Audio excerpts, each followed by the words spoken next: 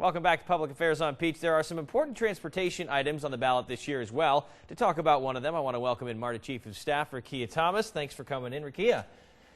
Yes, hi. Hello. Thank you for having me. Yeah, happy to have you here. So let's talk about this initiative. It is a $2.5 billion initiative to improve things and expand MARTA.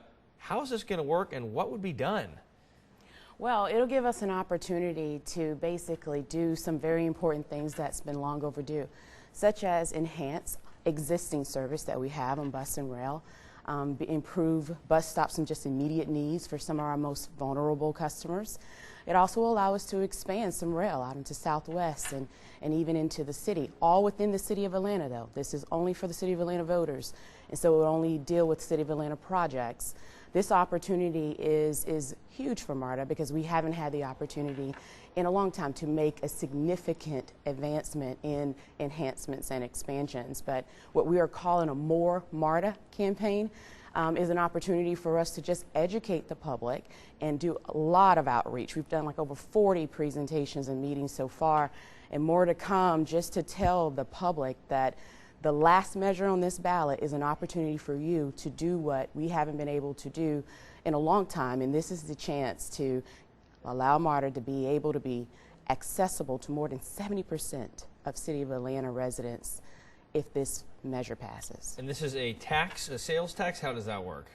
Yes, well, it is a sales tax, excluding groceries and medicines and a few other things, but those are the two most important things. And that will just allow us to be able to receive those funds in January.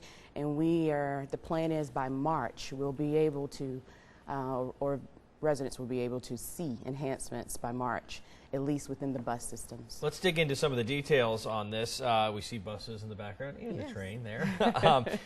What specifically will we see? I had seen some information put out in the last few months that you guys are upgrading your fleet in some manners. Yes. Let's start with the buses and then we can move to the trains and kind of the tracks and all that. What are we going to see as far as buses if this passes? So our approach with buses is that, in the past, in many systems you'll see one size fit all. And what we are learning, whether it's a 40-foot bus or a 60-foot bus or what we call our bendy buses or double-decker buses, and we've tried out a few of these within our system in recent months, this year actually. I think those are the ones I saw earlier on, we had on our morning show on CBS 46. Yes, yes. So what we're doing with our bus fleet is basically saying one size doesn't fit all.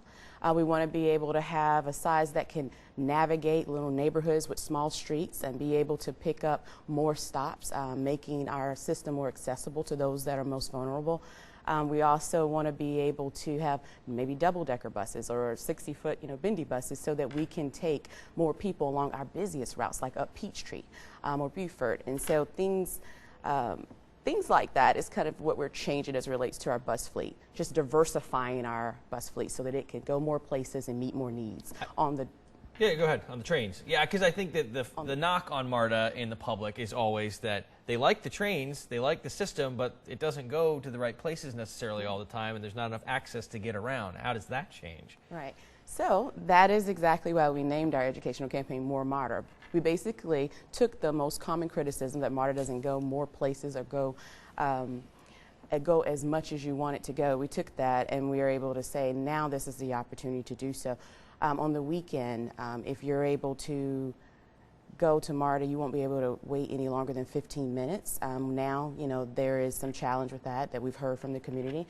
So this measure will allow us to be able to provide more service to the existing residents that we have, but it also will allow us to go more places and create new routes that we haven't had. And this expansion on the rail side could possibly go into Southwest Atlanta as well as some routes within the city, such as connecting to the Atlanta Beltline, as well as if things happen in DeKalb County as far as jurisdictional changes, could possibly connect to one of our largest job centers in Georgia. All right, interesting stuff. Thank you so much for coming in and joining us here at the table. We'll have to see what happens on Election Day and see if it passes. We'll be right back.